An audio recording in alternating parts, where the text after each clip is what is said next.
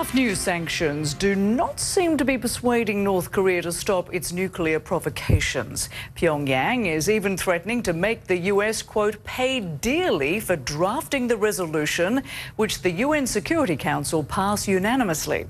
North Korea says the US is desperate to bring the Korean Peninsula to the brink of nuclear war, and that under no circumstances would the regime negotiate its nuclear weapons.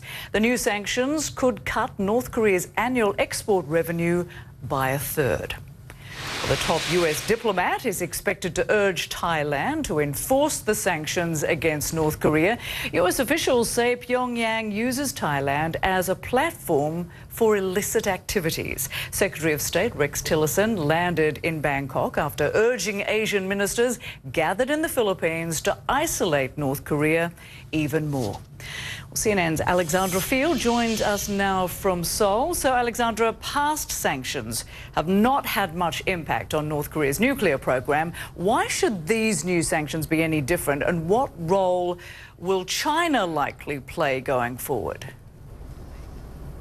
It'll have to be a key role. Look, Rosemary, as you point out, we've had 6 previous rounds of UN sanctions, and they left the world with ultimately 2 ICBM tests last month and 5 different nuclear tests from North Korea. So, yeah, it's a big question. What does another round of sanctions accomplish, even if the administration in the U.S. is touting these as the toughest sanctions ever against North Korea, a gut punch to North Korea, as the U.S. ambassador to the UN, Nikki Haley, described them.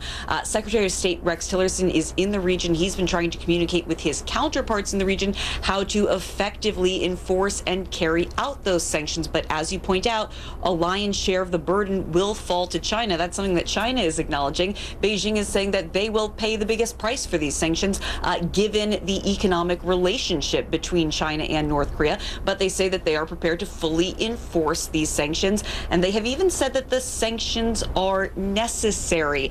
Of course, it was some work to get China to sign on to these sanctions.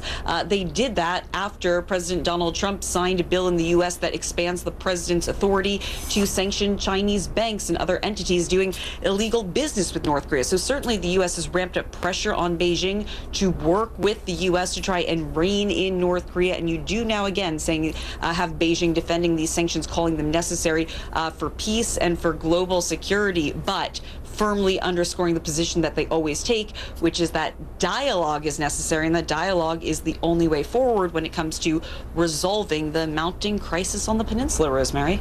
Yeah, it may very well be the key, but whether it happens, that's a question, isn't it? And of course, these new sanctions, as we pointed out, appear to be having the opposite effect on North Korea than originally planned. It's vowing to stick with its nuclear program and even threaten to retaliate. So what does happen now? Right. The response is not unexpected from North Korea. This is the kind of rhetoric that they use, and I don't think that anyone was surprised to see that Pyongyang would vow some kind of retaliation for what they see as a provocation. They have called this a violent violation of their sovereignty with regard to these sanctions. So certainly this is the kind of response that the U.S. was likely prepared for. Many are waiting to see when the next missile launch will be. That's the kind of provocation that people in the U.S. might expect to see in return for these sanctions. China has urged North Korea to respond in a calm way. That certainly wasn't the message that was being delivered by North Korean officials since these sanctions have been handed down. They have responded in saying that they won't barter with their nuclear program. They see it as key to survival for the regime, key to their self-defense, protection from the U.S. as they see it. And previously, you had heard the U.S. Secretary of State Rex Tillerson kicking the door open for dialogue, but saying that it would come with a major precondition, which would be an agreement from North Korea to relinquish its pursuit of its nuclear program.